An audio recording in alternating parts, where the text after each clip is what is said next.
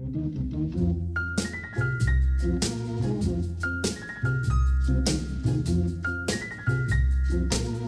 there, my name's Jeremy Thomas and I am the host of Shed Talks. Shed Talks hopes to be an entertaining, informative podcast that looks at well-being and mental health. And I hope you're going to like it. I'm going to be in conversation with well-known, interesting figures. Now, when it gets to the end of that conversation, don't rush off, because we have got the illustrious, wondrous psychologist Karen Cowan on hand to discuss what's been said and to give us some insight and various tips on what we can do with our mental health. It's all going to be great. Enjoy.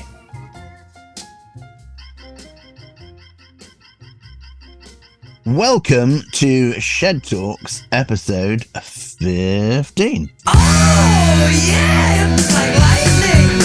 Everybody was frightening, and the music was soothing, and they all started grooving.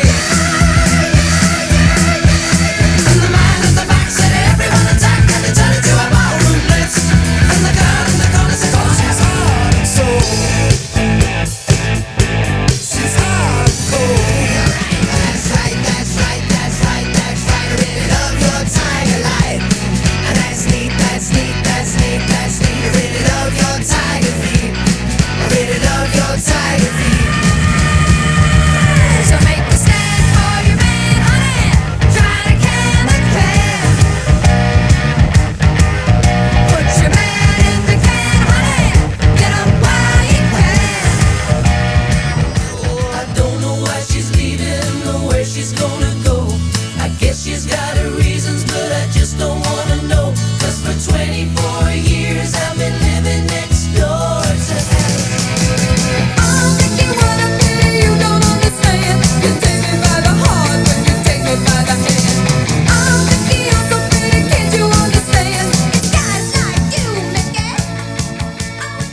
Our extremely special guest this week is a very special person.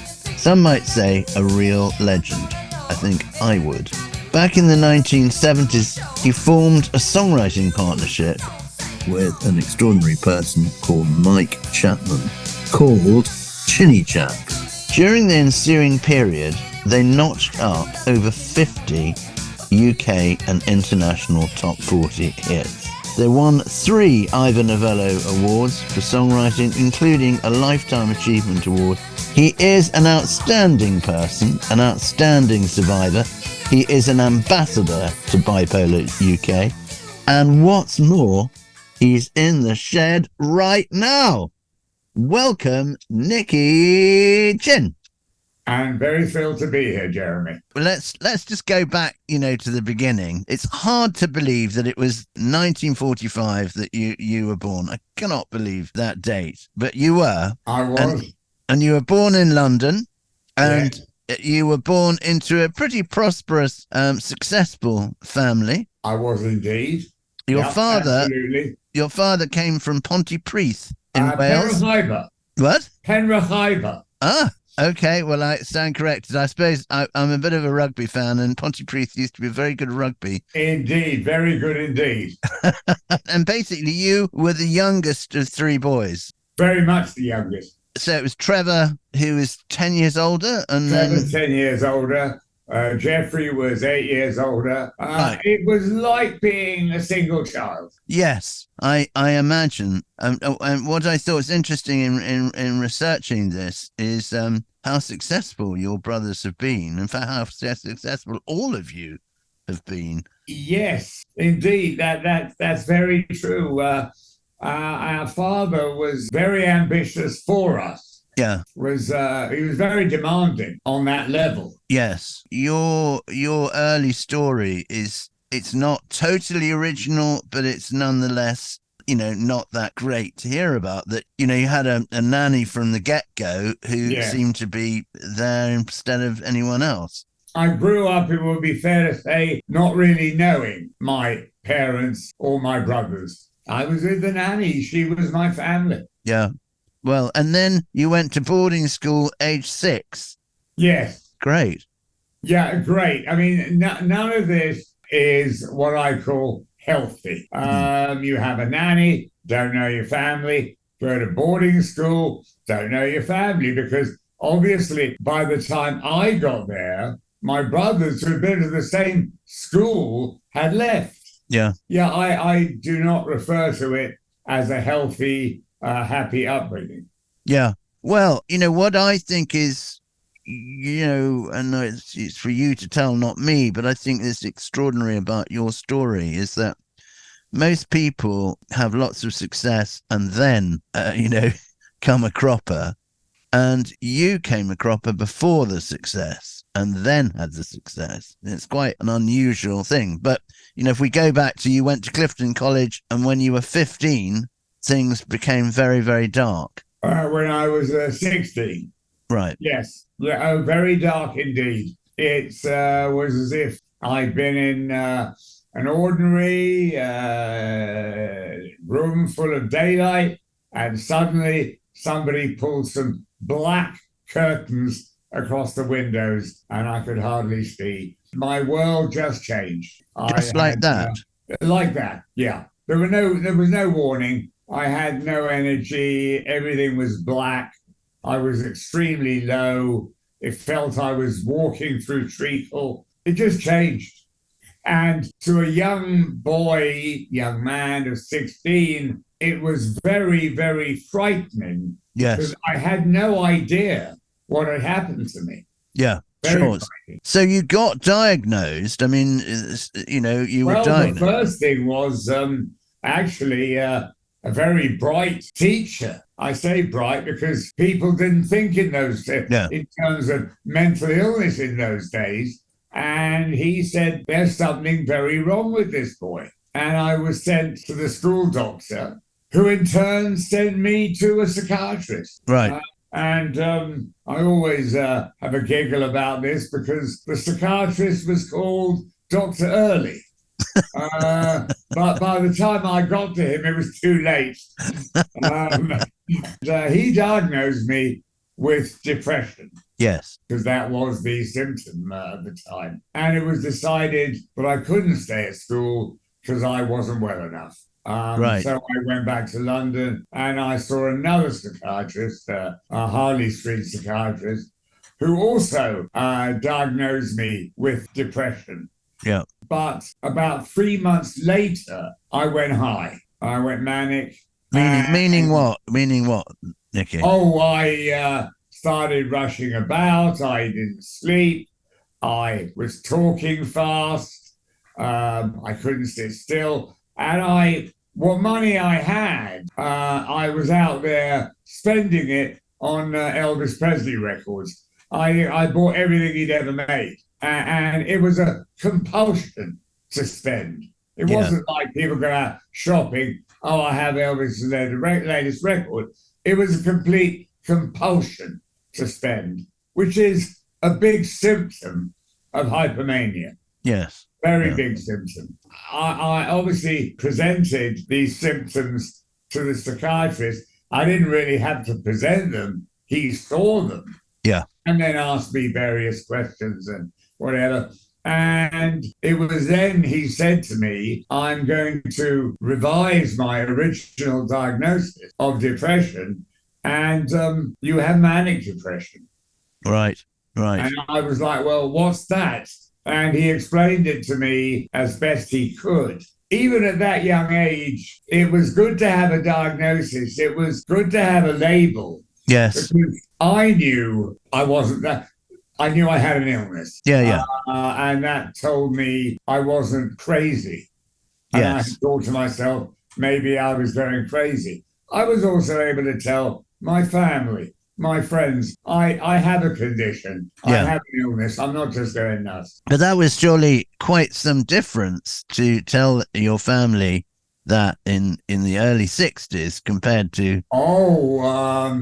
Very much so. at least it put an end to pull yourself together, Yes. which was all I had heard for months. Yeah. It was nice to hear that stop. Yes. No one can tell you to pull yourself together when you have been diagnosed by a doctor who knows what he's talking about. So the pull yourself together stopped. Yeah.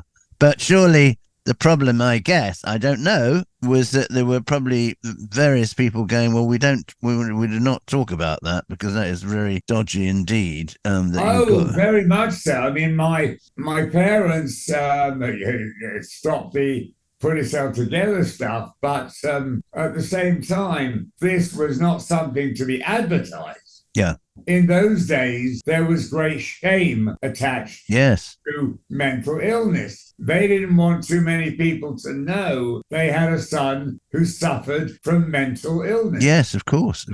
But also, can I just interject? It wasn't like you could pop down, not that the internet existed, but you couldn't pop down to the library and go, could you give me all the books you've got on manic depression? Because as far as I know, there were none.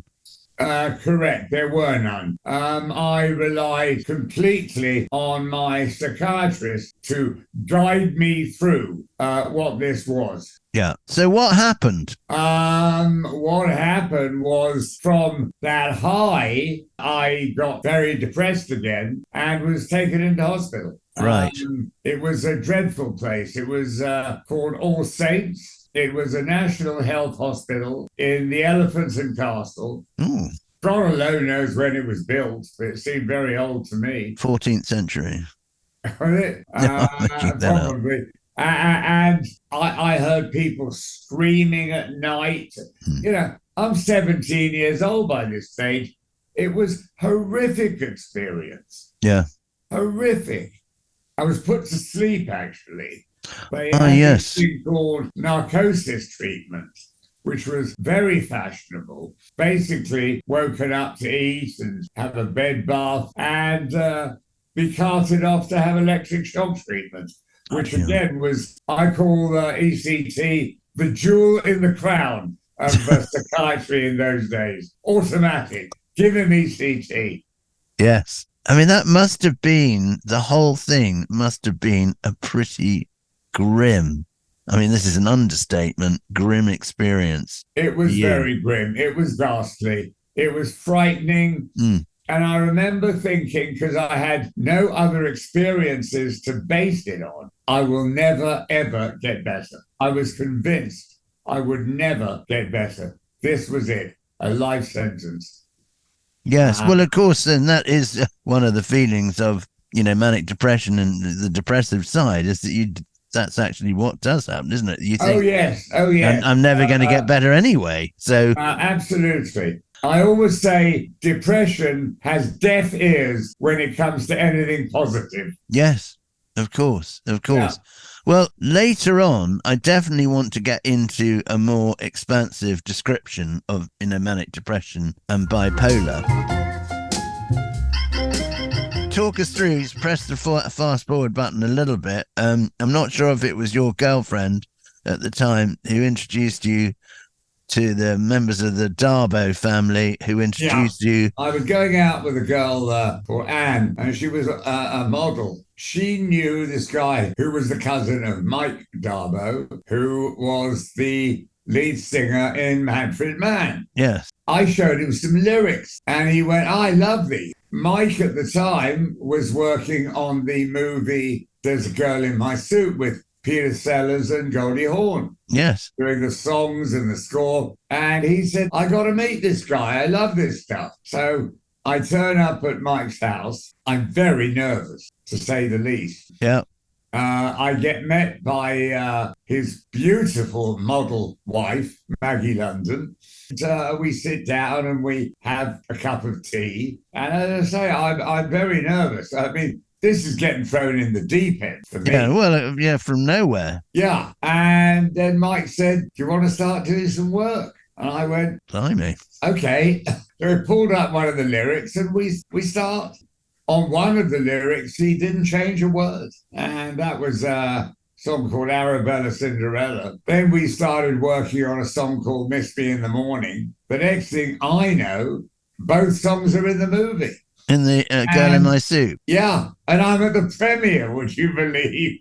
Well, I'm surprised you didn't go completely bonkers, but I shouldn't say that. It was marvelous. This was a brave new world. But there must have been a fantastic feeling of validation, of sort of, yay, I'm a good guy in my own right, and yeah, it was fantastic. It was a wonderful validation of everything I'd done. What I hadn't worked out, because I was far too green, that this was not going to earn me a lot of money unless the single that Mike Darbo made was a hit. Yeah. Which it wasn't. Yes. So that was coming down to earth. It didn't earn me a lot, but it did get me on the ladder. Yeah. And the next thing you know, you're in a nightclub and somebody says that waiter over there is quite a good writer, and you meet Mike Chapman. Yes, it wasn't quite that way round. Okay.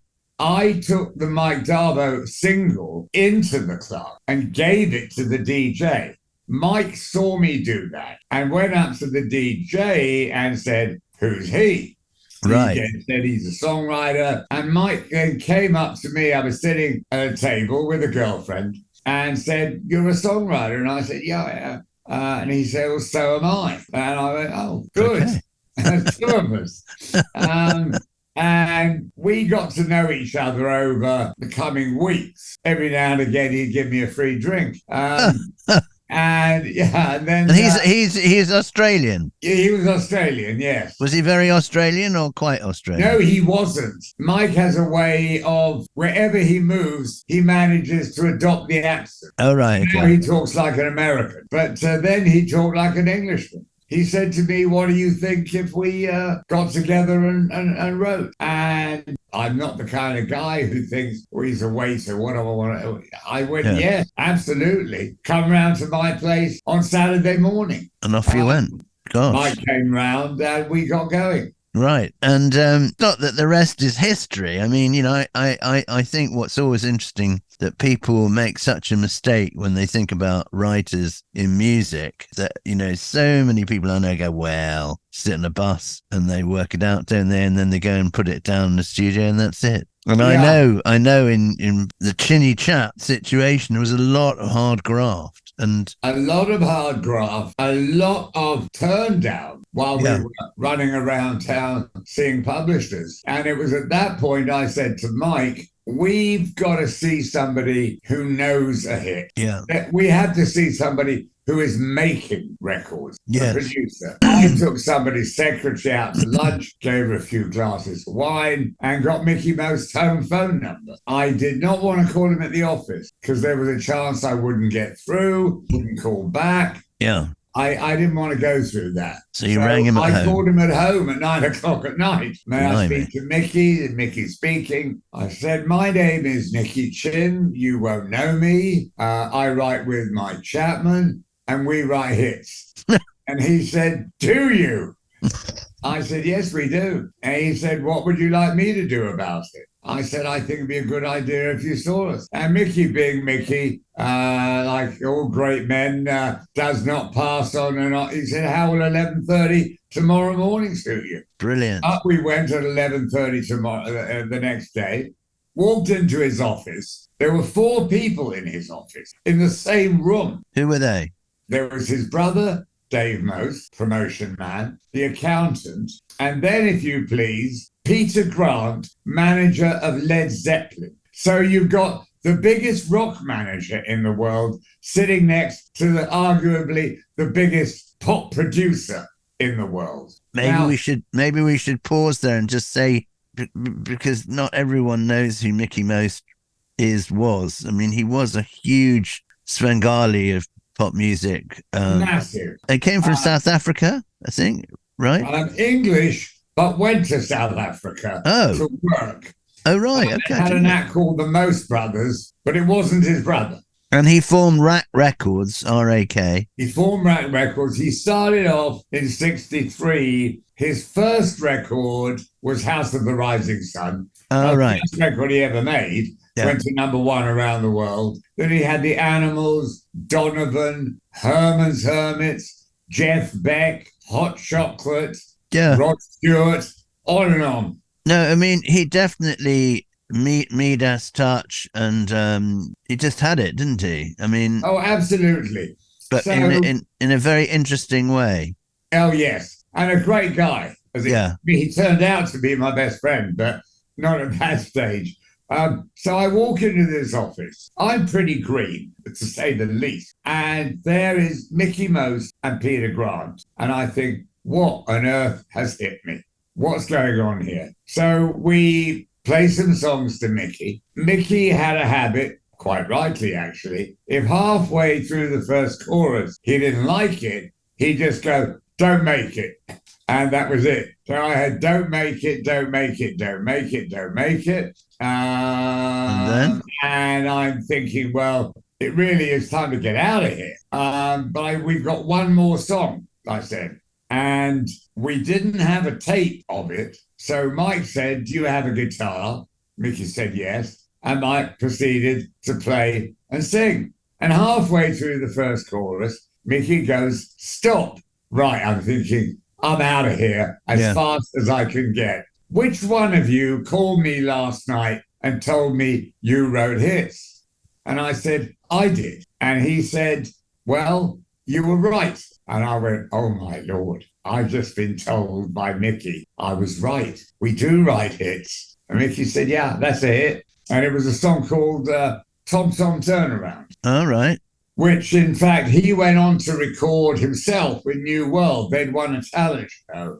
I've forgotten which one. And he went on to record it himself with New World. And it went to number 6. In the meantime, we had recorded Funny Funny with Sweet, which had gone to number 14. Then we had Coco with Sweet, which went to number 2. And all of a sudden, out of nowhere, we are on a roll. Yeah. And it all started with Mickey saying, yeah, you write hits. That gave us a lot of confidence, of course. Of course, yeah. But and also having those early hits, I mean, goodness, I mean, that must have been great. Oh, yeah, enormous.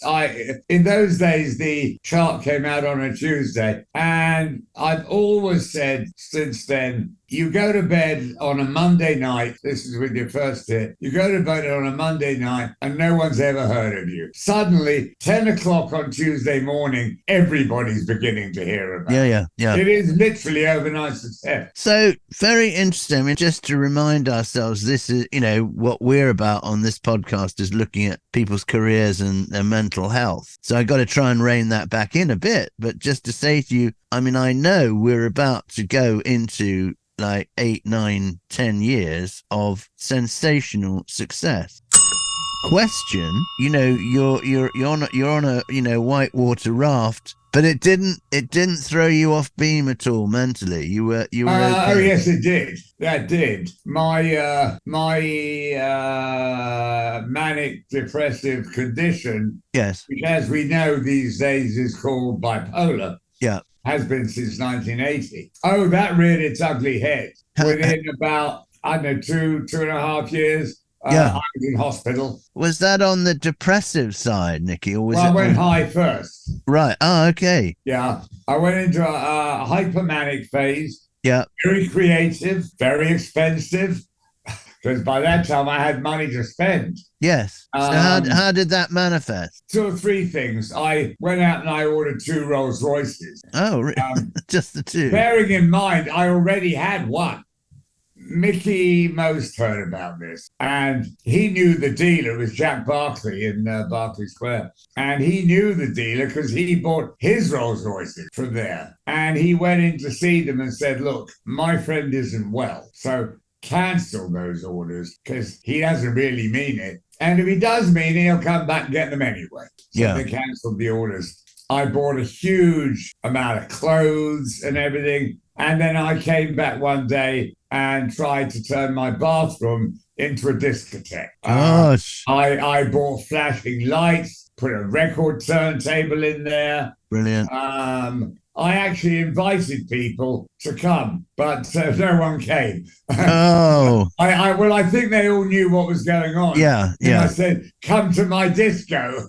yeah, yes, yes. They went. Thanks. Those were the sort of things that happened. They were off the wall. But you They were, really were. yeah, but you were hospitalized with that one in the end. Well, yeah, I got depressed and I was hospitalized this time, thank God, in a private hospital. But it was the same treatment. It was narcosis, ECT.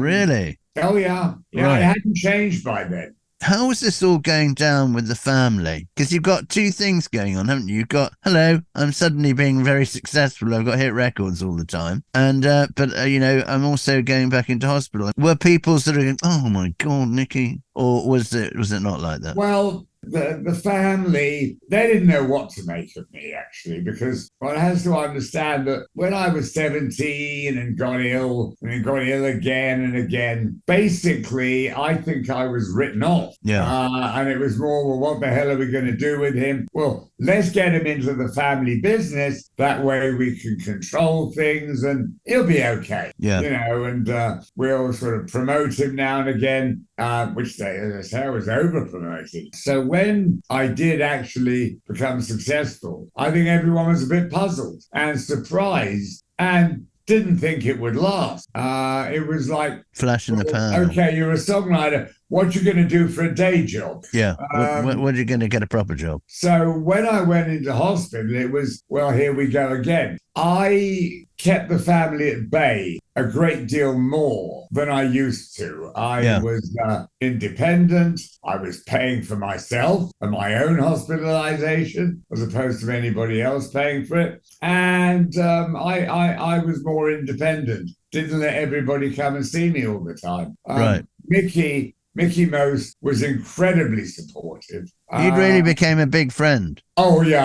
I became my best friend in the world, without a doubt. I was very close to Mike Chapman, but Mike was more of the pull yourself together kind. Yes. Mickey wasn't. Yeah. So Mickey would come and visit me and be very supportive, and Mike would want me back writing as soon as possible. So pull yourself together. Yeah. Well, that's maybe the old Aussie coming out, you know. Yes. Yeah, absolutely. Absolutely. But I know that, I mean, the nice thing in this story is that you remain close throughout his life. You gave the eulogy at his funeral, I think. I did indeed. Which is a big deal, you know. For me, it was a very big deal. We loved each other. We didn't just like each other. Yeah. We loved each other. Yeah, I mean, I think that's a very important point, though, to make about your life, that you had him in your life, because he was obviously a real support and somebody you trusted a lot. Trusted him 101%. Yeah. Yeah, with my life. When you're prone to the old bout of bipolar, manic depression, whatever you want to call it, depression, it's so great to have someone in your life who is a go-to person. Oh, absolutely. And he was the go-to person. The friendship was unconditional. He was my mentor at the beginning and then turned into my dearest friend. He was a great man. No, absolutely massive. Did anybody else, I mean, I don't want you to say anything that compromises you, but did anybody in your stable, in the Chinny Chap stable, Mud, Sweet, Susie Quattro, all of the gang that you had, and there were a lot of them, I mean, did it ever happen that anybody had any mental health problems? Well, Brian, the lead singer of Sweet, died of alcoholism. Really? And alcoholism is a mental illness. Yes, it is, yeah. You know, a lot of people think, alcoholism is self-induced. No, that's rubbish. The person's got themselves to blame. It's a lot of rubbish. It is a mental illness just like bipolar. Yeah. They can't stop drinking. Brian drank himself to death, so he had a mental illness. Funnily enough, of all the bands I ever worked with, Brian was the one who became a close friend, and that may be no coincidence. Yeah. Well, he was a great front man, wasn't he? I mean, he was a great front man. He really, really was a fabulous frontman. So just going back now, I mean, because you had all of this success with Sweet, with Mud, with Susie Quattro. Susie Quattro must have been quite young at the time.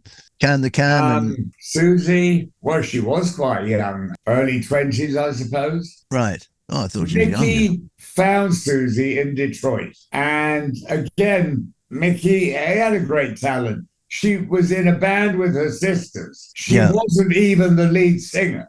Yeah. He spotted her. Many years ago, Mike Leander, who wrote and produced Carrie Glitter, amongst other things, said to me, if you lined 100 people up on the left and 100 people up on the right, and Mickey Most came along and said, it's the 77th on the left who's a star, he'd be right. He had a wonderful eye and a wonderful ear. He was that good. And he said to Susie, come to London, look me up. And he didn't commit himself, if you come to London. Yeah. And she did, obviously based on that. And he called me and said, would you and Mike take Susie over and do what you do? So we sat down and wrote a song specifically for Susie, because that's the way we worked with our acts. Yeah. We didn't write a song and say, oh, Sweet, Mud, they were always tailored. Yeah. And we wrote a song for Susie, went into the studio with her, recorded Can the Can, and that went to one.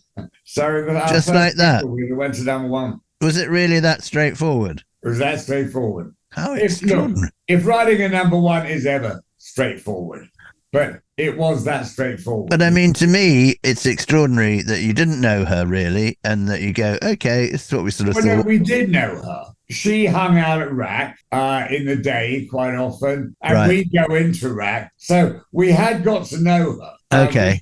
We didn't know her intimately, but we knew her.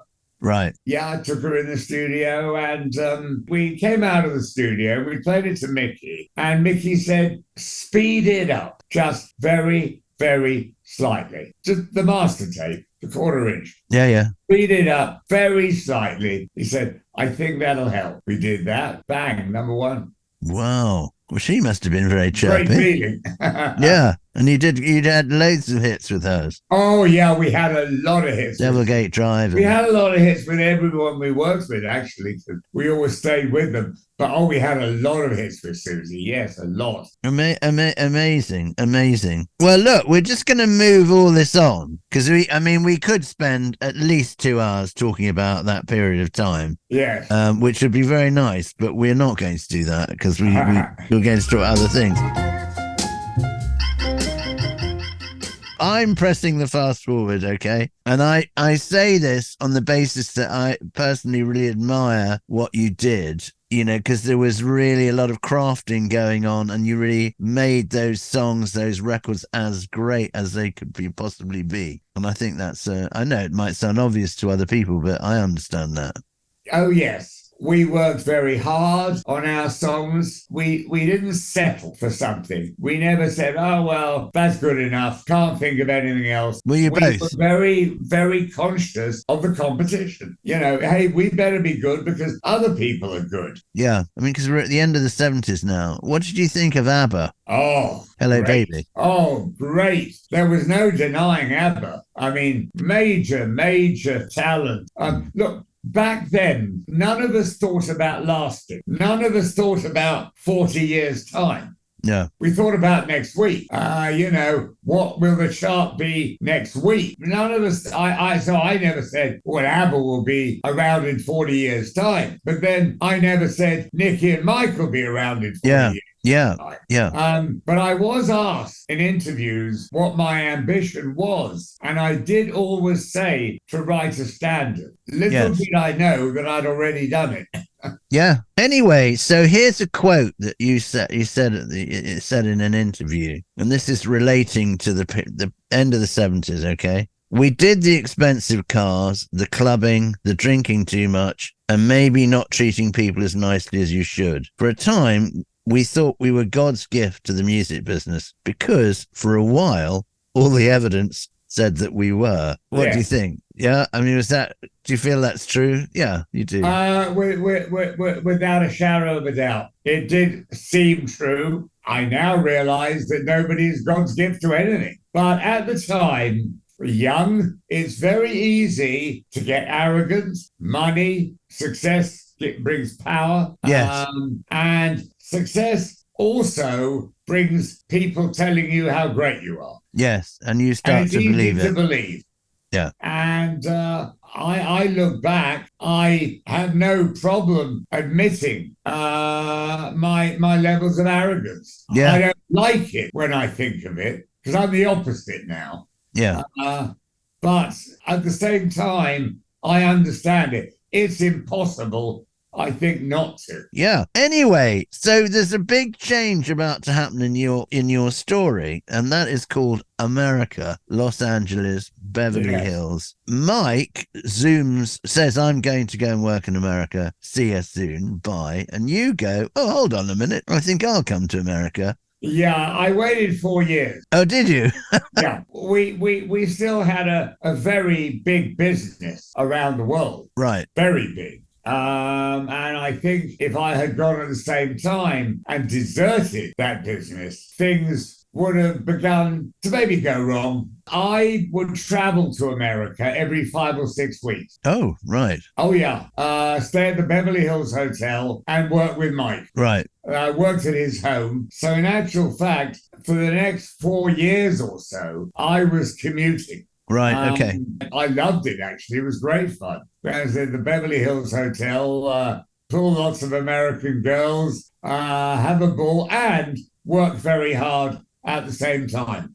Right. Okay. But it went into a slightly weirder one, didn't it? When he sort of said, like, I'm going to do more production, with Blondie and, people like that. Yes. And sort of went off on his own. And I think you'd by then moved there, I think. I had moved there, yes. I moved in 1979. Right. And you bought Paul Newman's house, I think. I bought Paul Newman's house, yes. Blimey. In a slightly manic stage. Yes. Looking back, I didn't need Paul Newman's house. It was a bit big. Yes. Yes. But I was a bit manic at the time. I thought, oh, this is marvelous. And we'll have 37 children. Well, in actual fact, I didn't want children. But this was, that was mania. You were going to have the children with somebody specific, though. Pardon? You were going to have the children with the person you married. Oh, yes. Who was that then? Yeah, I was, but we didn't have any. Her name was Jill? Yeah, her name was Jill, and she was born and bred in Beverly Hills. Ah. That is not a good recipe for marriage. Yes, I think we know what you're saying here. Yeah, it was a bad marriage. Right, okay. And in fact, I left after 2 years. Yes. I got up one morning, I packed a case, I called the airline, get me a first class ticket, and I got out. Right. It was as simple as that. Couldn't stay any longer. But there was a whole sort of thing, wasn't there, at that point? Things had gone a bit pear-shaped. I mean, I'm now referring to the record company that was set up. Oh, yes. Dreamworld. We formed this record company, Dreamland Records, with Robert Stigwood, Yes. who paid us a lot of money to do it, a lot of money. And we proceeded to get it 100% wrong, signed all the wrong artists. We couldn't have done it worse, really. But why? Why was that? You were just your judgment was just completely off, and you were signing people for the wrong reasons. We were writers and producers. Yeah. We weren't a record company. Yes. A lot of the writing stopped because Mike wanted the acts to write their own stuff. Yes. Which I knew was dangerous. Yeah. Because the one thing we were great at and better than pretty much everybody else was writing songs. Right. And all of a sudden we're saying to the acts, you write the song. Didn't work. Yeah, it just didn't work. So by then, it then really started to go pear-shaped with Mike Chapman. Yeah, totally pear-shaped. Pretty much everything went wrong. Yeah, it couldn't have gone more wrong. Yeah. So in reality. So Nicky, it put you in a really dodge position because you were then, the marriage had gone wrong. The partnership, which was like a marriage, had gone wrong. The record label had gone wrong, and America had gone wrong. And so, you came back. I had multiple divorces. Yeah. Well, I mean, it's all divorces. super traumatic, isn't it? And I'm amazed you made it back. You made it back to the to the UK. I'm amazed I made it back. Anyway, so you came back to London, did a bit of work with one or two people, but you said, another quote, you said there was no way I was going to recapture that chemistry. And for a long time, I didn't really feel like working at all. And that sounds like it all coincided with some bad depressions. Yes, yeah, I didn't really feel like working. The people I was working with, I knew were not in Mike's class, not in the same league. Yeah. And within a certain amount of time, I got ill. Yeah. Unsurprisingly. Yeah, well, I mean, it looks like you're in hospital at 88, 90, 92. Yeah, absolutely. And for long periods of time. Were they all 80% depression? Yeah, my illnesses, my condition has always tended to be a lot more low than high. Yeah. My lows are very often preceded by a high. Yeah. In the middle of a low, I could get high, which is very confusing to everybody, the doctors and me, because got to bring me down from the high. Of course, bringing me down brings me into depression, but then what goes up must come down anyway. Yes. So I'm predominantly depressed, but I get my highs as well, which tend, as I said, very confusing to everyone. Yeah. Well, you'd managed to eradicate alcohol for, as in stopping for 6 months and sort of right. Oh, okay. yeah. I've eradicated that. Oh, virtually. I mean, now I might drink a few glasses of wine a month. Yeah. I mean, nothing. But my intake went down big time in 1985. Yeah.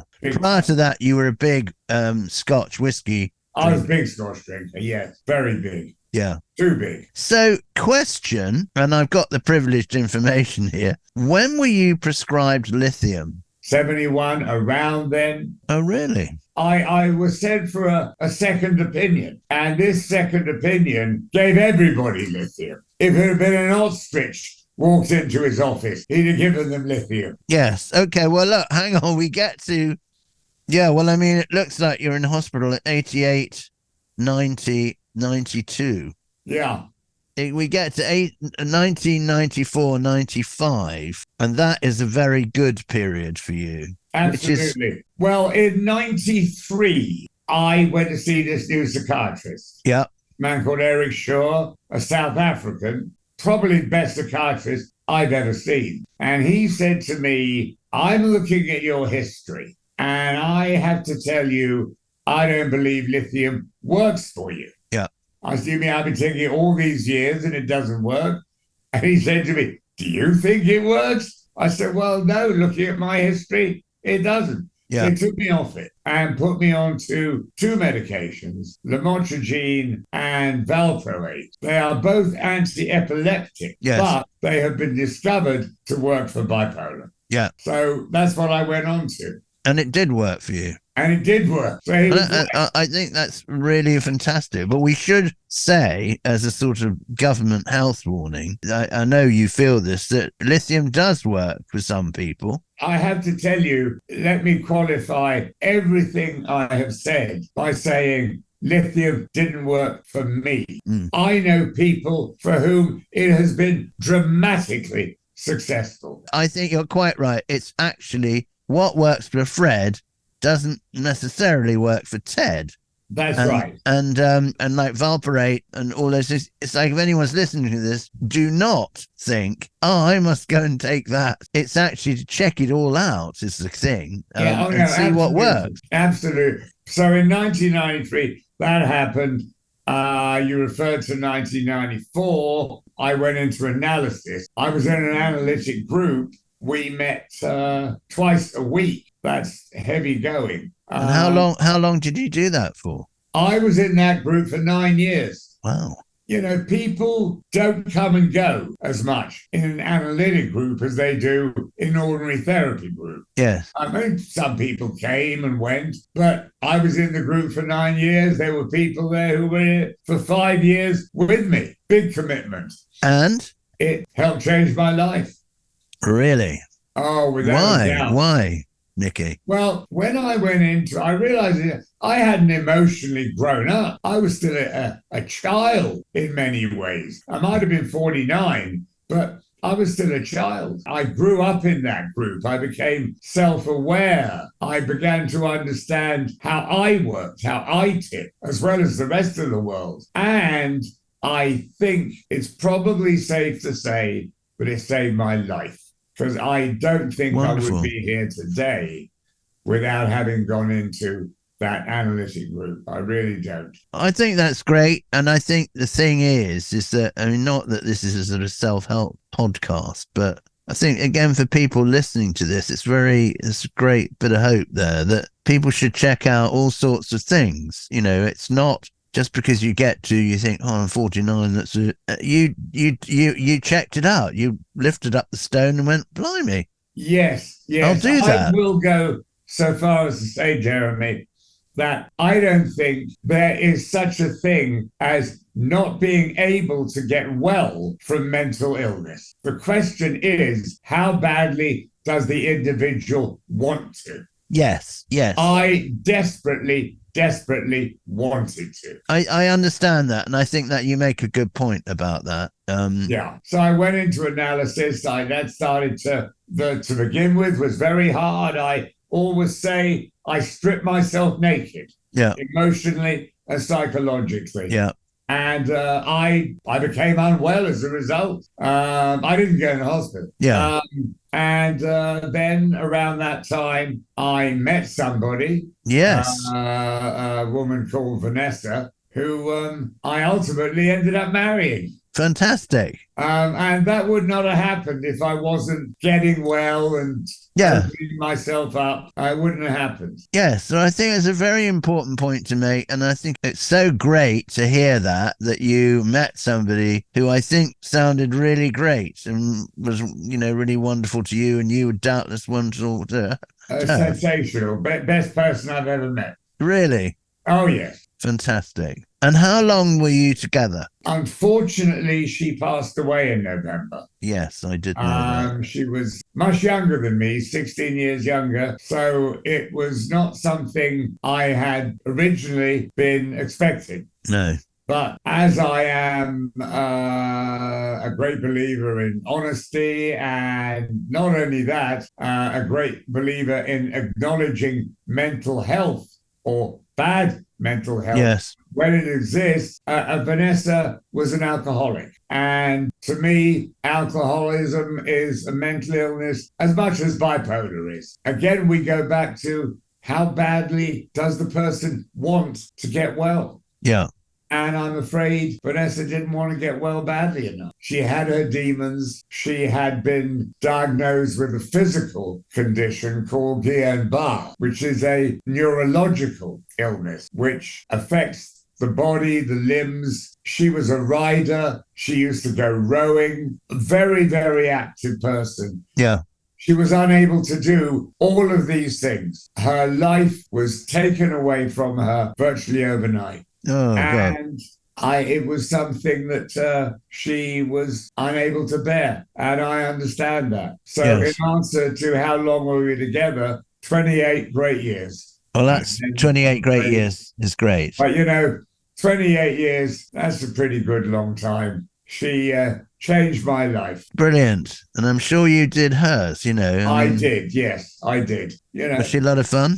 Oh, Vanessa was this massive personality. Funny, very, very beautiful to look at as it happens. Very talented, a wonderful cook, wonderful eye for decor. Our homes looked wonderful by the time she'd finished with them. Just all round special. No, I think that's great. I really do. And, I think we just to remember all, I know it's cliche, but we have to remember all the good times. Without a doubt. Well, listen, I'm sorry to hear that you only have one Rolls Royce, or not three. But we've come to the end of this section, and we're going to do the life jackets very soon. Yeah. But I thought I'd give you a couple of minutes, because I know what's interesting about you, Nicky, is that you kept going in your life. And despite we've in some ways underplayed some of the serious things that's happened for you being in hospital. And it's not, it's not like a bloody health bomb.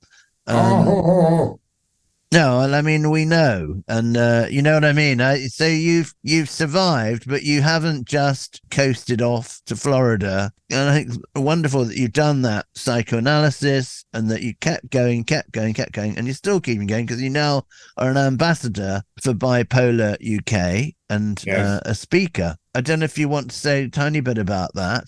Oh, yes. Working. This is about 3-4 years ago. I called up Bipolar UK and I made an appointment with the chief executive, Simon Kitchen. And I went to see him and I said, I'd like to do some work for you. And I thought, I want to put something back.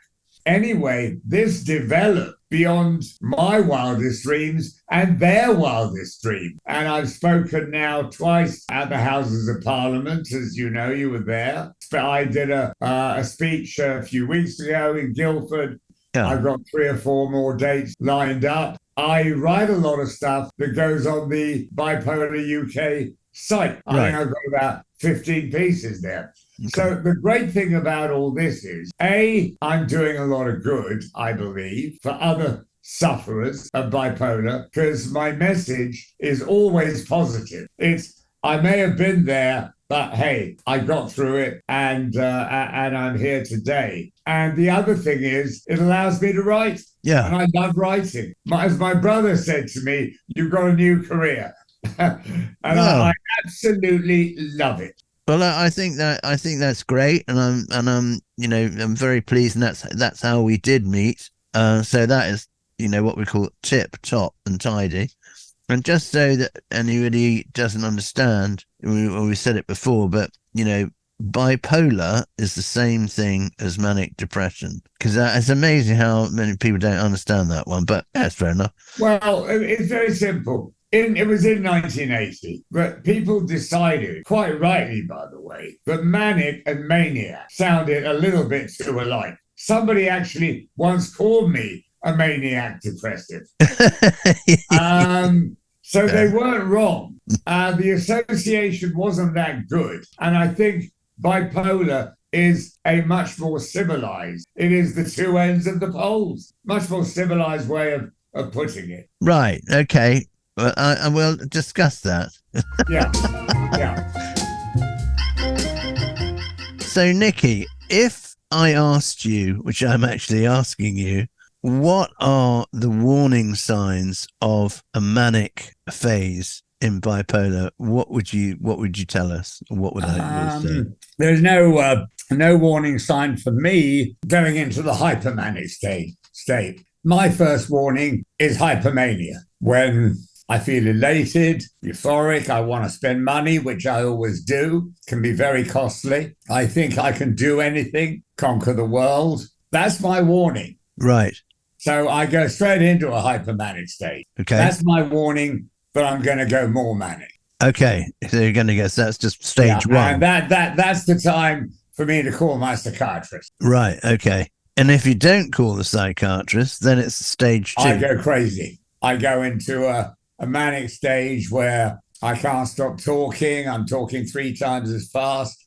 I can't sit still. I can't sleep. I can't do anything normal when I'm properly manic. Is the libido functioning on overdrive? The libido really is functioning more on overtime when I'm hypomanic. Right. When I'm manic, the libido doesn't really care. And is it then a question that it's all bets are off anyway? It's all too late. You can't stop. The train is screeching through the platform, as it were. all bets are off, except for one thing. Actually, all bets are on because it's a certainty I'm going to get depressed. So all bets are off while I'm manic because anything can happen. Where the bets are on, odds on, in fact, is I'm going to get depressed. Right. And there's no way around it. No, but you don't necessarily know that, or somebody with this. No, I don't. I think somewhere in the back of mind I do. And the other thing is this: I'm going to be given stuff to bring me down. It's got horrible side effects, twitchy kind of side effects, haloperidol and stuff like that, and nasty side effects to which they had to give me an antidote. So there's so many medications flying around. The downers bring me down even faster. I'm going to crash. And I think somewhere I do know I'm about to crash, yes. Right. There's nothing I can do about it because it's unavoidable. Okay, well, you described that. And what would you, but let me just say this. In its own way, mania at that stage is as hellish as depression in a very different way. But when you're climbing the walls, it's not a lot of fun. Right. And without, I hope, being too nosy or whatever, how did therapy help you deal with all of this, the bipolar side?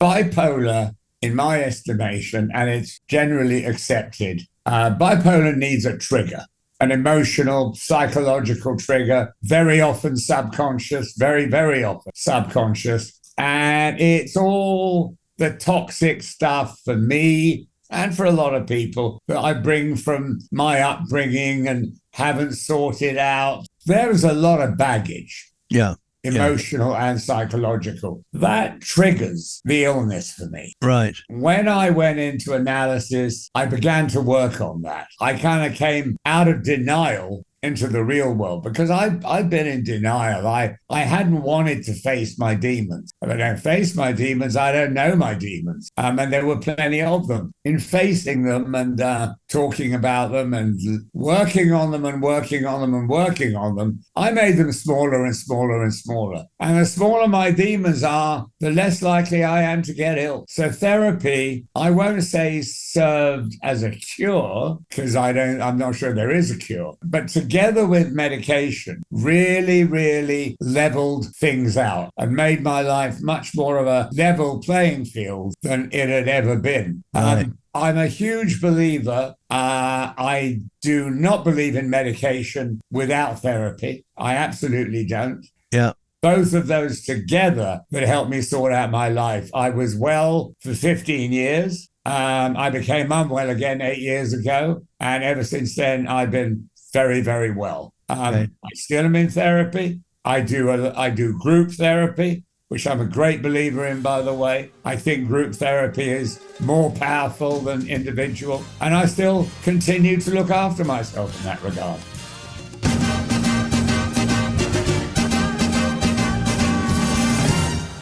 Welcome back to Shed Talks. And now we are on one of my favorite sections, life jackets. And I'm here with Nicky Chinn, and it's all going terribly well.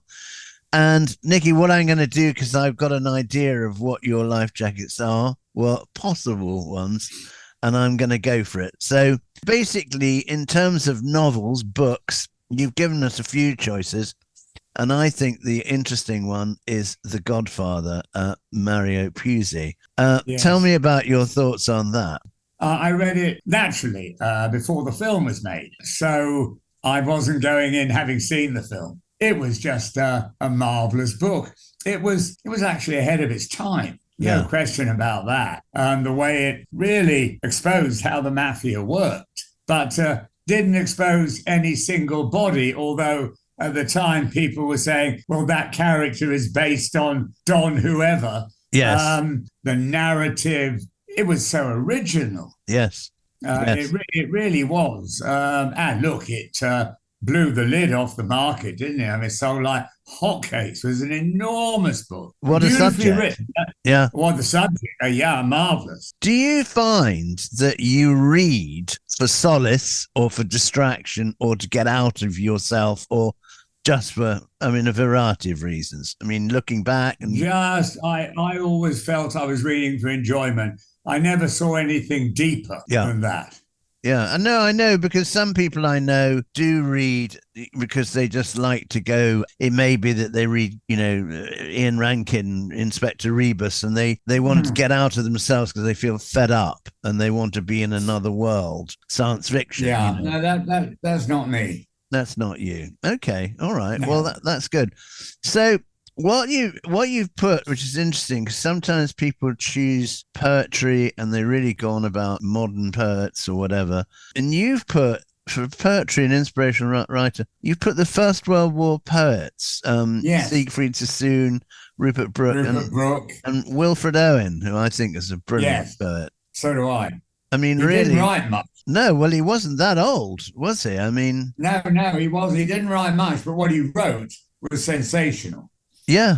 Why I got into the First World War poet, I don't actually know. I think I picked something up, Wilfred Owen or whatever. I wrote poetry myself at the time. Yeah. I went, wow, this is amazing. And then I started to read all of them. And of course, it really does expose the fruitlessness and stupidity of war. Yeah. Absolutely. Those World War poets, who were all very young and all in the war, they really knew how to expose the stupidity of war. I say the stupidity, the horror of war. But then that's what makes it so unnecessary. They wrote about the horror of war amazingly. They drew pictures. Yeah. Well, I mean, that's what I'm interested in with you. Double sword, really. One was their use of language. And for me, particularly Wilfred Owen. I mean, Anthem for Doomed Youth. What passing bells for these who die as cattle. Only the monstrous anger of the guns, only the stuttering rifles, rapid rattle. I mean, he knew what he was doing. I mean, he knew what he was doing. He knew how to draw pictures. Yeah. His sense of alliteration, rapid rifles, rattle. Oh, he knew what he was doing. Absolutely. The guy was unbelievably talented. Yeah. Okay. So we move on and we go to movies. And I noticed that you had put down E.T. and Rocky, because I think you've got this real commercial, get 'em taste. And I think that's right, isn't it? I have. I have. But I love tales of overcoming. Yes. Odds, if you like, and a victory. E.T. in its own way, very much so. How on earth did he get back? But he did. Yes. And Rocky, well, it's the absolute story of the underdog. Yeah. Of course, Sylvester Stallone, and which I love, because when I was young, as you know, when we discussed it before, very much the youngest in my family. I got ill. Nobody really knew what they were going to do with me.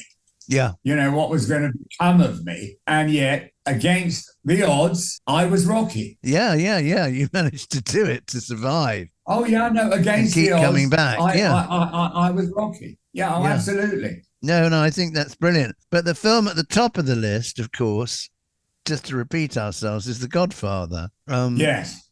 Which certainly is my favourite. But what was it about The Godfather? I mean, if there was one thing. It was the characters. Yeah. I mean, the script was brilliant. Yeah. The movie was brilliant. The direction was brilliant. But the characters. Yeah. The part that Brando took. I happen to love Al Pacino. And of course, that was the beginning of his career. The character he took, James Caan's character. I mean, all of the characterizations were fantastic. Well, they were all played to a T. Absolutely. And they were all, I mean, you think Diane Keaton was in that, and she must look like a minor character. I mean, yes. Good actress. And they were so real. I mean, you felt this is really what it is like. Yeah. And, the guy who played, I think he was called Fredo. He was a wonderful actor. He was in Dog Day Afternoon, the Deer Hunter. He's brilliant, actually. He died very, very young, unfortunately. Yes. But Pacino is marvellous. Yeah, oh gosh, yes. They all were. I mean, they all were. Yeah, marvellous. So, okay, let's move on now. So, here you are. You're looking for the things that are going to keep you afloat. And there's a certain group that seems to get the biggest vote on your thing, which is a minor group called the Beatles. Yes. I'm just noticing your song choices: Hey Jude, Strawberry Fields, Penny Lane. And I just Yes. wanted to put a word in. I'm going to shut up now. Just wanted to put a word in there for Eleanor Rigby. Don't I have Eleanor Rigby there? No, you don't. Oh, I meant to. You don't have to put a word in for Eleanor Rigby. I couldn't agree with you more. Absolutely. For me, the Beatles, we know what they did. They broke the whole scene wide open.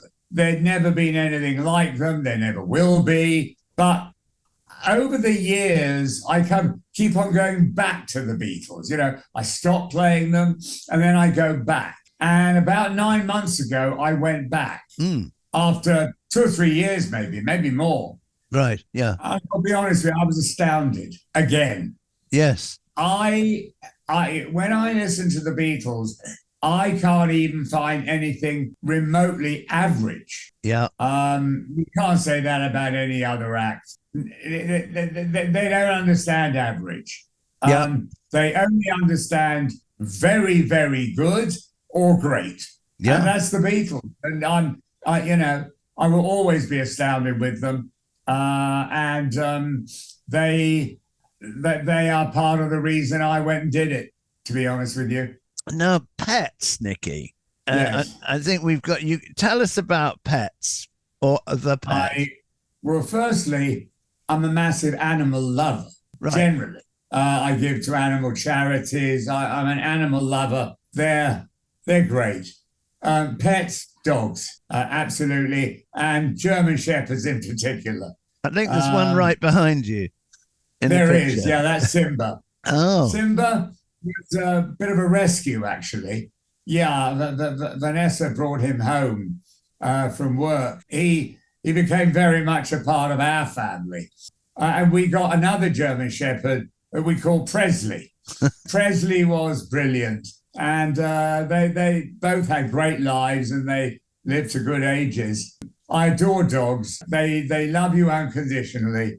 what is it? Excuse me for interrupting. What is it about German shepherds that you really love? Oh, they've got a lot of character, a lot of personality, and they're very intelligent. They really, really are. Pardon? Aren't they quite soppy in places? They can be. I mean, anybody who's frightened of German shepherds, and people are, have absolutely no need to be. Yeah, they can be very soft, but they're very loyal, very loyal. And anybody who tells me dogs don't love, I don't believe. Well, okay. Well, that's it takes us to our last topic on the list, which is, you know, what you like, you know, as life jacket on television. And I'm going to just suggest two things to you that you've said. One is David Attenborough and the other is The Sopranos. A very interesting choice. Yes, yeah. Well, actually, I missed out sport because I'm a sports. Oh, fanatic. right. Yes. Yes. Fanatic. What? So that's everything? the other thing I Everything? love. Almost everything, yes. Tennis, top of my list. But rugby, cricket, athletics, football, everything. And I went to a rugby playing school, so I'm very into rugby. Yes. So I love sport. And I'm a great armchair supporter of Manchester United. Okay. The Sopranos was classic. Again, one of the all-time great programs. But the great thing about The Sopranos was they made him so human. Tony Soprano. He was this gangster who went to a therapist. No, that was. I thought that was what was clever. The triangle of him going to the lady therapist. Oh yes, and also then the wife, who I thought was very good. Absolutely. And he'd go to the therapist and then go the next day and shoot someone. When I talk about David Attenborough, what can you say? There has never been anybody like him. There never will be. His knowledge, that voice, Yes. the voice is magic, but his knowledge, his feel, his love of animals.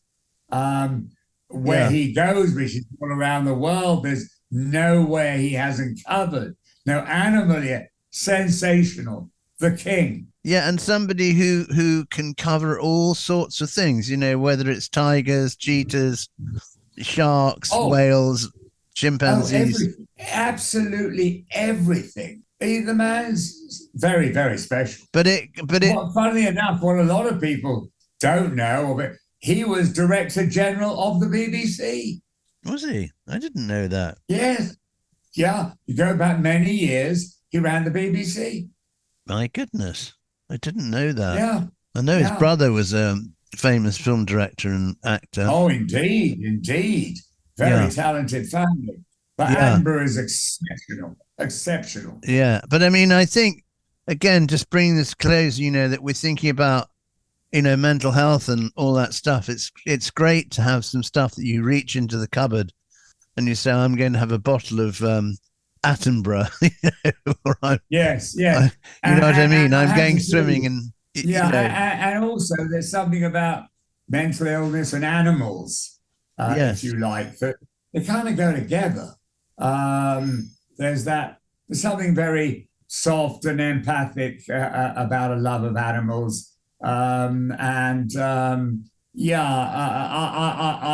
had it all my life, and for me, animal. I was watching television the other night, and there was a commercial about bears in captivity and bear biting, and it was so touching. I started crying. Right. And the next thing I did, of course, the next day was call up the charity and make a donation. Great. Love animals. Well, also animals can love you, and when you're in the dark, when you're in a very dark place, I think. Oh no, absolutely. Bring a great deal of comfort. And there are a few not so nice animals in the music business. Really? Oh yes.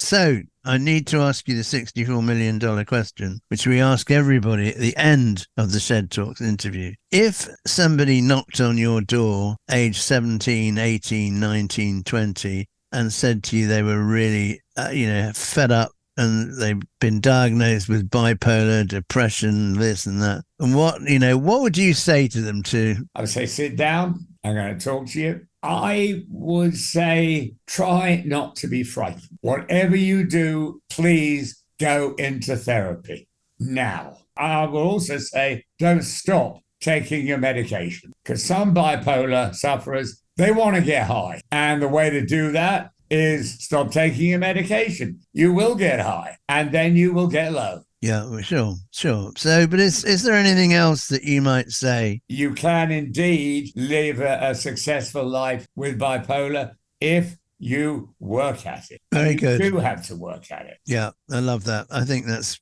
from what I've heard, that's totally right. Brilliant. The one other thing I would say is this. I'm assuming this person is low at this point. When you wake up tomorrow morning, whatever you do, get out of bed, because bed is depression's best friend, and it's also its worst enemy. People lie in bed hiding, it feels safe. It's the opposite.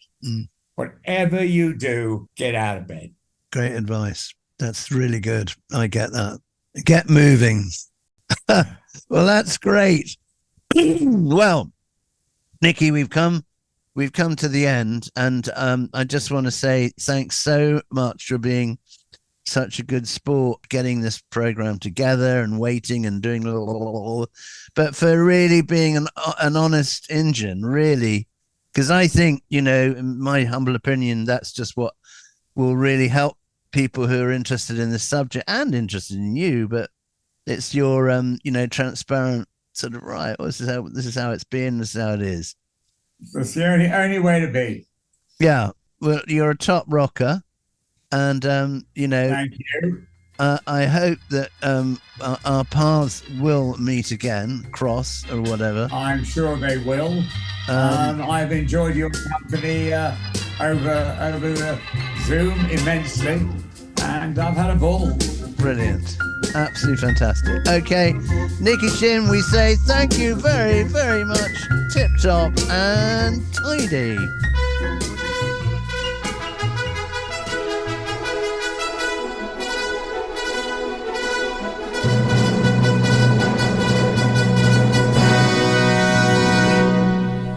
And now we get to the very, very exciting part of the show where we reconnect with Karen Cowan. Karen, hi. Hi, how are you? Nice to be back again. Yeah, well, it's great to have you back again. Well, I think that was quite some episode that we've just listened to with Nicky Chinn. It was absolutely marvellous. It was tremendous also for me to listen to because a lot of the music was from when I was a young teenager. Right. I really loved it, and I really loved just generally listening to him and his honesty. Yes, well, let's just stop on the music for a second. So, if you had to pick a tune, which one would it be? Would it be Blockbuster? Would it be Tiger Feet? Or you know all those tunes? What was a favourite of yours? Well, when I was young, it was Tiger Feet. Right. And I used to absolutely love it. I used to go berserk dancing to it once, and I knocked over a drum set in a sort of pub. And the next day, my aunt, who I was living with, came back and said, "Oh, there's a sign outside. Say, anyone see the girl who knocked over the drum set?" Oh. And I said, "Oh, I don't know." And that was during some wild dancing to Tiger Feet. Well, it's nice to know that there's synchronicity all around here. So look, let's just kick it off because I don't want to just sound all sort of worshipping and everything of Nicky Chinn, but he really was fantastically generous in all of that. And what I thought was a real shock was hearing about him being at school aged 15, 16 and having the first episode of serious depression, ending up with a diagnosis of manic depression and ending up having electric shock treatment. So what did you think? I thought that was really quite shocking, to have had ECT. They still don't really know how ECD works, even to this very day. But it was pretty shocking to have had it at that age. And I suppose he must have had his parents' permission or something. But yeah, pretty full on to have had that. They must have, I don't know, thought he was really ill. But he also had the narcosis treatment, didn't he? Yeah. Well, what is that exactly? You're put to sleep. Put to sleep for long periods, yes, in the hope that will help you get better, yes. What's the theory about that? Now, I suppose the theory behind that is that if you get enough sleep and rest, you'll wake up better. It's as simple as that. Yeah, it's almost like a sort of a virus in your head will go, as it were, and yeah. Yes, through sleep, almost like put in a coma while the mind heals itself. Yeah, as you are sometimes put in a coma for other illnesses. Oh yes, an induced coma. Yeah, very interesting. Yeah, got it. What I thought with Nicky was that there was almost a sort of element of F. Scott Fitzgerald, about him, in the sense he does come from a very wealthy family, and yet it was almost a cliche to hear that, he never really knew his mum, growing, had a nanny from the get-go, went to boarding school age 6, and then went to another one at 14. But that was something that recurred in the chat with him, that lack of love, lack of nurture, lack of affection. What do you think? Yes, lack of grounding, lack of feeling grounded, feeling settled, feeling loved. There must have been all sorts of attachment issues, and I would guess that contributed to his breakdown when he was 16.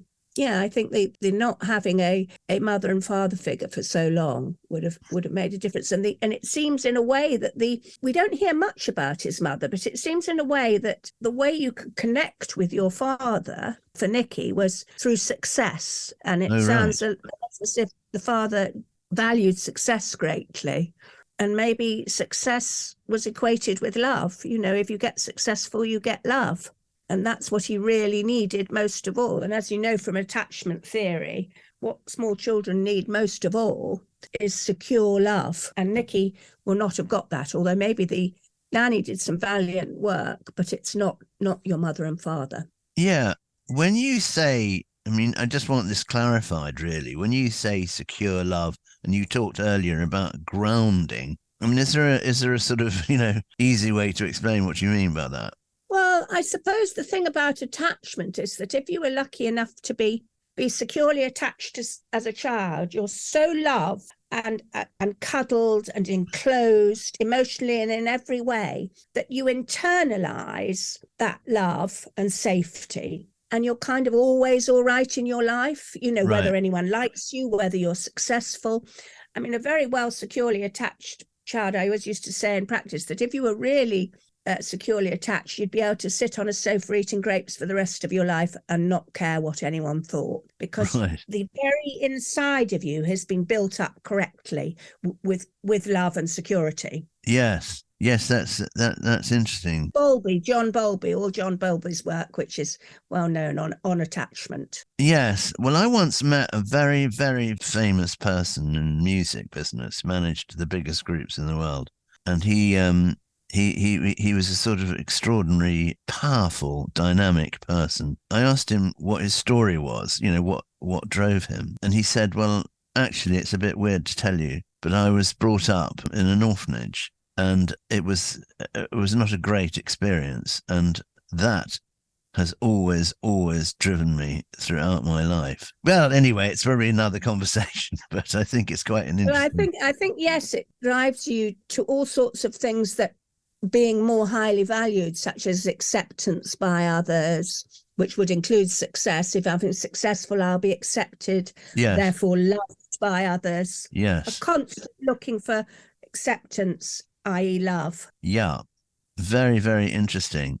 There's an awful lot in what Nicky talked about. And this, I'm not doing this in order of the conversation, but more of what struck me. He really talked in an incredibly honest way and talked a lot about the importance of honesty. What do you think about that? I think that honesty is tremendously important in so many ways, perhaps most of all to yourself, because I think the beginning and the core of being all right is understanding and being honest with yourself. And the core of really strong relationships with other people is honesty. And I can see why he's learned over the years, and perhaps what relationships with his family he did have had a degree of honesty. But I think what shines through is that he is now a very honest person, it seems, honest with himself. And I think honesty is a sign of very good mental health. Not easy. Yeah. It is. I mean, he obviously has had a whole lot of serious recurrences in his life and hospitalizations. I mean, much more than many other people I know with this particular condition. But clearly, I think it's in, God, I hope I've got this right. I think it was in 1994, 95, was a big turning point. And it was 3 reasons. I'll shut up in a minute. No. The first reason was that he met a psychiatrist who said, hello, are you on the wrong medication? Which was very interesting to hear about, where he'd been taking lithium, I think, for about 10 years, maybe more. And the psychiatrist said, do you think this has been working? Yes, exactly. I've had that a lot in my practice. I do think it's very important I don't think that would have happened nowadays. I hope it wouldn't, but to try different drugs, give them a good chance, but maybe not a 10-year chance of not realizing that they're actually not working. But yes. Well, I thought he was great, actually, because he said, look, I had been taking lithium, and now I went on to lamotrigine and valproate and all this. But that's not to say lithium is a bad thing, and I really like the way he said that. It saves people's lives. Yes, I do too. Yes. And I thought that, that was really, really good that he said that. Even-handed. Yeah, very even-handed. And of course, yes, lithium is an absolute sort of lifesaver, to put it bluntly, to lots of people. And so is sodium valproate. I'm not a medical person, but you've just got to find the right one, haven't you? Yeah. With the right psychiatrist. And clearly, the next bit that he said was the big game changer for him was therapy, going into psychotherapy. And then he talked about being, in part of a much bigger psychoanalysis group, I think. I may have describing this wrong, but that process took he stayed in this group for 9 years.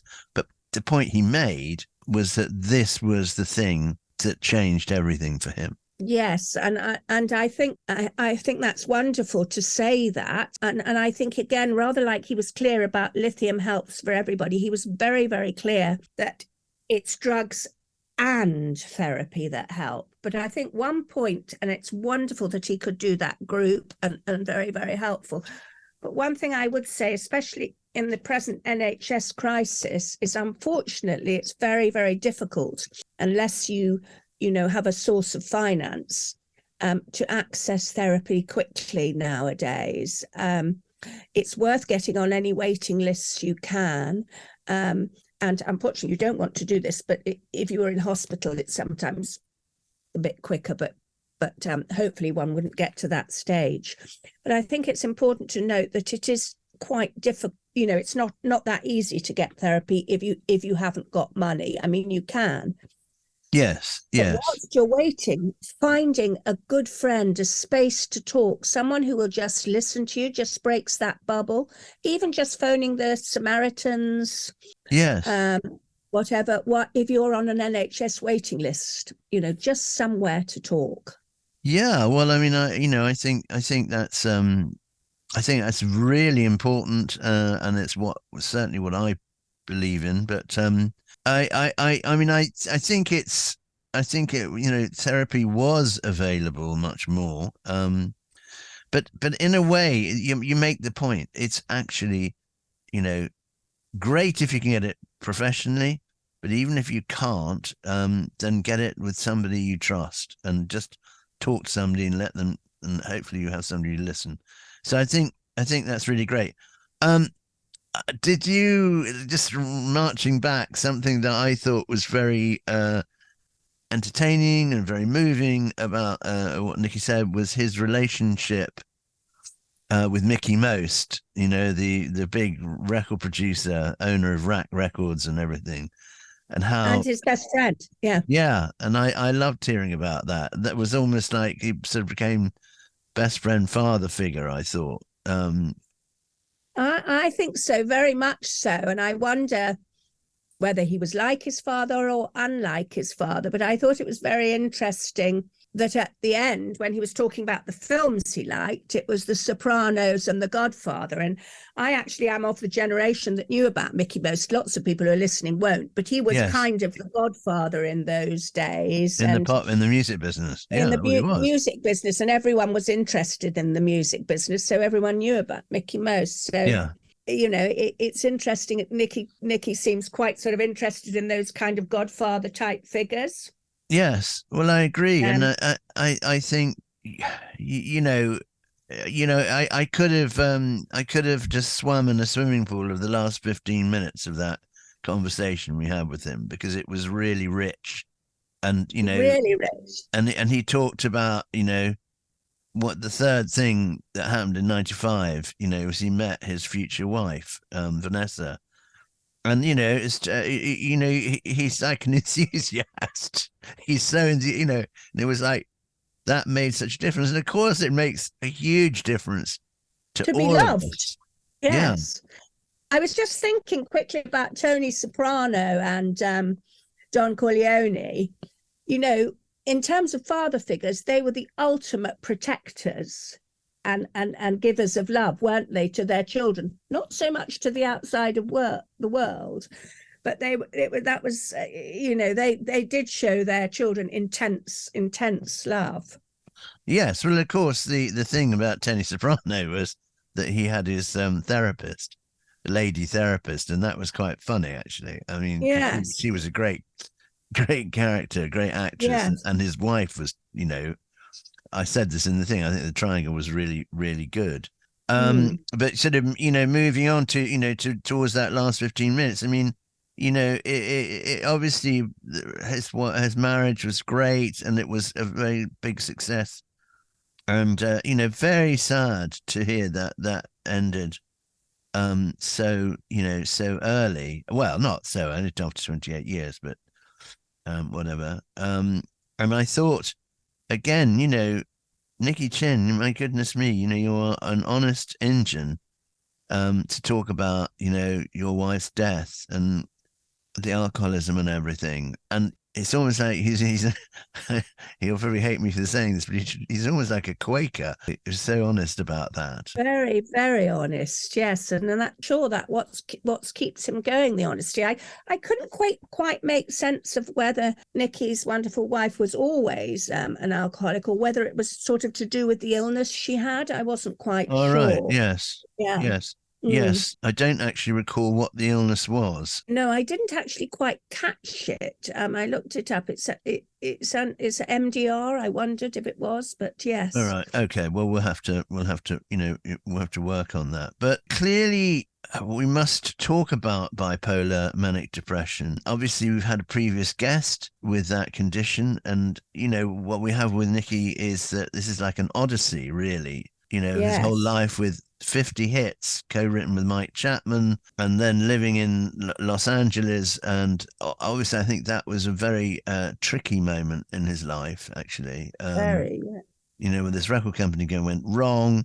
and Mike Chapman decided to go on a solo thing, and then he was left, and that was obviously something that I guess triggered quite a lot of bad feelings of rejection or abandonment or whatever, I don't know, but that's certainly when he became ill again. But I think the great thing with this episode and what Nicky talked about was the power of friendship. I felt that. I thought that shone through enormously, and his great love of people. I'm not sure where that came from, but I think that there's an underlying theme that he doesn't actually say explicitly, but his gift for friendship seems to have been something that helped him survive greatly. Yes. Friendship with the lead singer of Sweet. His friendship with Mickey Most, his friendship with his brothers, in fact.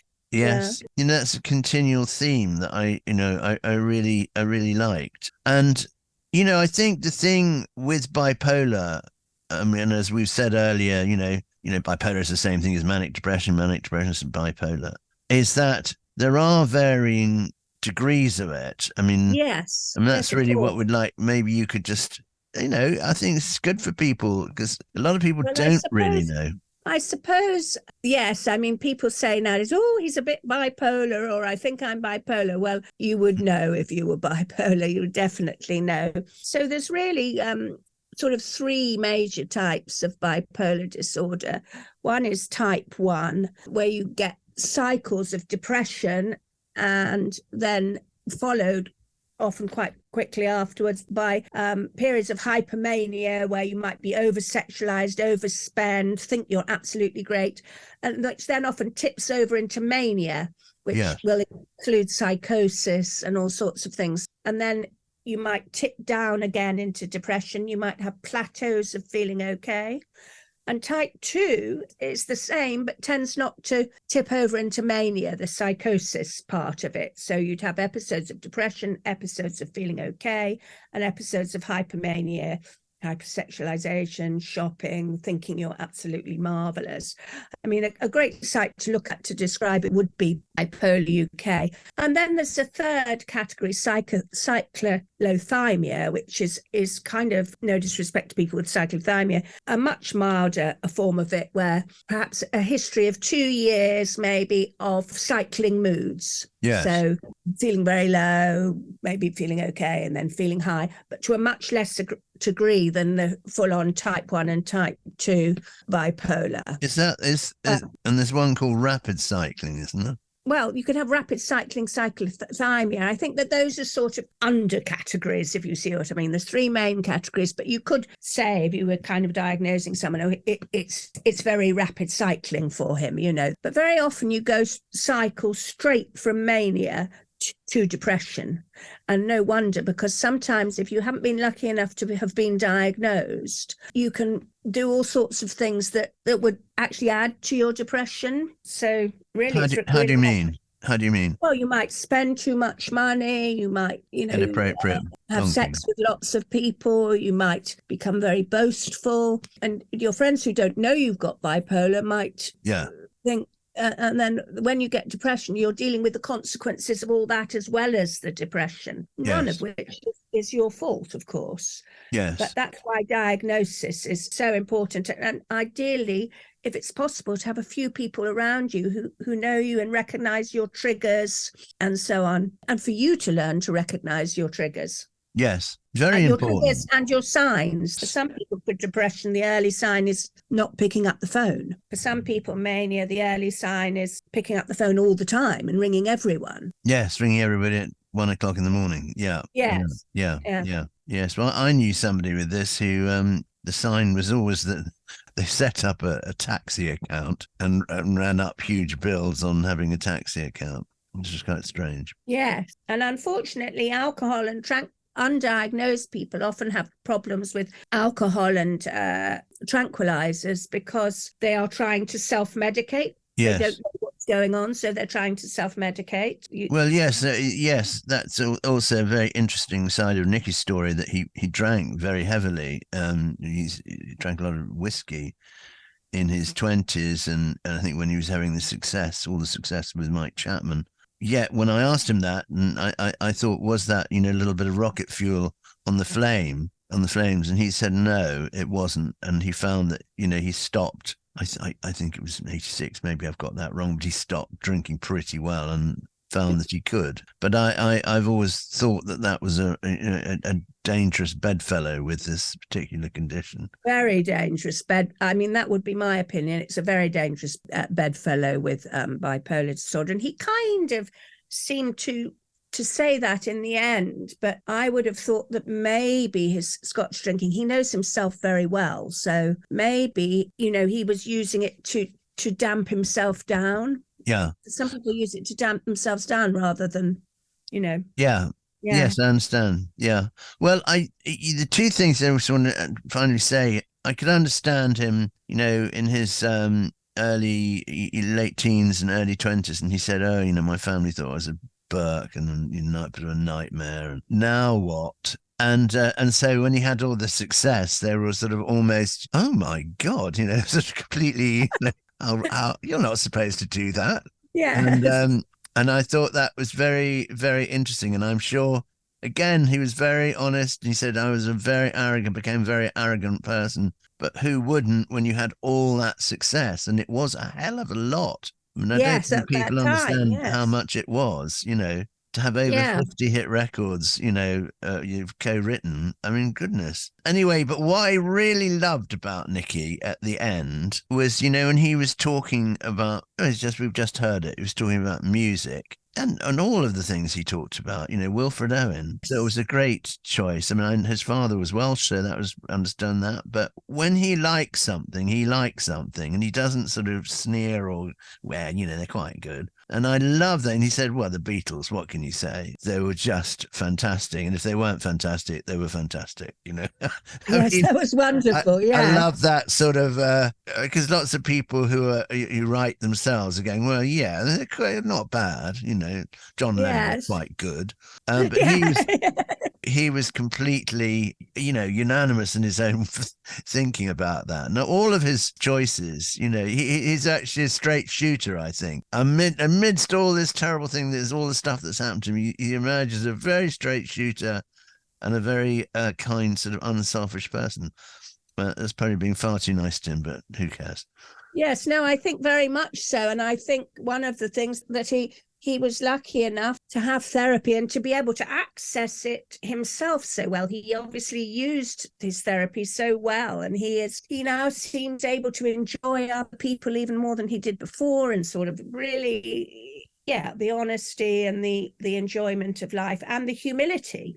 Yes, absolutely. And what can we say? It was a very, very interesting episode, and there's lots that's going to bear re-listening, and there's lots of food for thought on that. I think I really do. So I must say, it's one of the ones that I feel I could talk forever because so many points came up in it, didn't they? Yeah. No, Points. they did. And let's end on this one. The word bed and what he said about bed. I really love that. Bed was. Go on, you say it. 'Cause Well, yeah, I think he said, whatever you do, get out of bed. And I really agree with that. And of course, Aaron Beck, the great cognitive therapist, would agree with that if you can get out of bed, just do something, because every little thing you do or experience, as long as it's not really negative, is likely to lift your mood a little. Yeah. But the proviso is that it's my own opinion that sometimes depression is kind of mediated by a lack of sleep or by sheer exhaustion, by the sheer number of negative events you've had to experience. So it kind of needs to be balanced with getting lots of sleep as well as get out of bed, do things, and a lot of my patients often used to say, you suggested I go for a walk. Well, it hasn't made me any better at all. Now, as you say, well, what would you have felt like if you hadn't gone for the little walk? It's when you cut yourself off and in bed, even though part of the time it's needed, you're not doing anything that will make you feel the world's a better place. Yeah. Well, I think it's I think all of that's really, really well said. And I think the point is it's taking action. And sometimes when you can be in bed, you can be immobilized by Hieronymus Bosch, people thinking awful, horrible thoughts, and but actually you've just got to pull the lever and get out of bed and get cracking. On that note, we're going to say thank you, Karen. Absolutely brill. That was really great, I think. And on to the next session, and we're going to hopefully have a bit more frequency on these Shed Talks, because we're going to have some support from a few people. Tip top and tidy, and we're going to see you very, very soon. Karen, thank you. Thank you for letting me be on. It was a great privilege to speak to you and to listen to Nicky, and I shall certainly listen to it again. Great. All right. Here we go. So it's time for the credits. Lukey Tutman. Great to have you on board, Luke. That's very great. Thank you very much, Bryony, for all your efforts so far, and hopefully you'll still be with us in the future, and everybody else who has contributed to make Shed Talks what it is today. Thank you so much. Be groovy, and onwards and upwards, tip top and tidy.